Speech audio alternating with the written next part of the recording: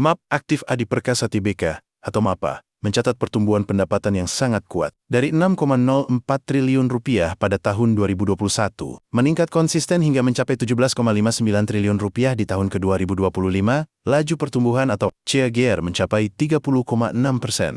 Laba bersih perusahaan melonjak signifikan dari hanya Rp25,7 miliar di tahun 2021, naik menjadi lebih dari 1,3 triliun rupiah pada tahun ke-2025. Pertumbuhan rata-rata tahunannya luar biasa, sebesar 50,6%. Aset perusahaan juga terus bertambah dari 5,32 triliun rupiah pada tahun 2021, meningkat hingga 13,47 triliun rupiah di tahun ke-2025. Ini menunjukkan MAPA mampu memperbesar skala bisnisnya dengan pertumbuhan aset rata-rata 26,1% per tahun. Liabilitas MAPA ikut bertambah dari 2,09 triliun rupiah di tahun 2021 menjadi 5,7 triliun rupiah di tahun ke-2025. Namun, struktur keuangan tetap sehat karena pertumbuhan aset jauh lebih besar dibanding pertumbuhan hutang. Rasio DER terjaga di level 0,73. Arus kas dari aktivitas operasi menunjukkan performa yang solid. Dari Rp88,4 miliar pada 2021, naik menjadi 2,21 triliun rupiah pada 2025 dengan CAGR 25,8%. Hal ini menegaskan bahwa laba yang dicetak perusahaan didukung oleh kas yang kuat.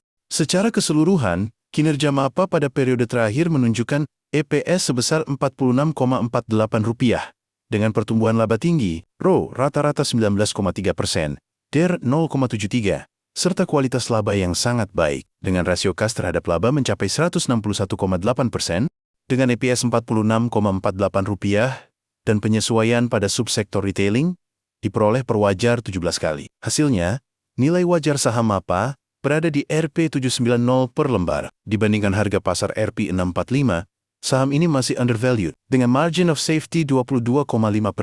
Jika dibandingkan dengan rata-rata historis, valuasi saham MAPA bahkan lebih tinggi. Nilai wajar berdasarkan PER, PBV, dan PS menghasilkan kisaran Rp850 hingga Rp857 per lembar. Rata-rata, nilai wajarnya Rp853, dengan margin of safety 32,3%.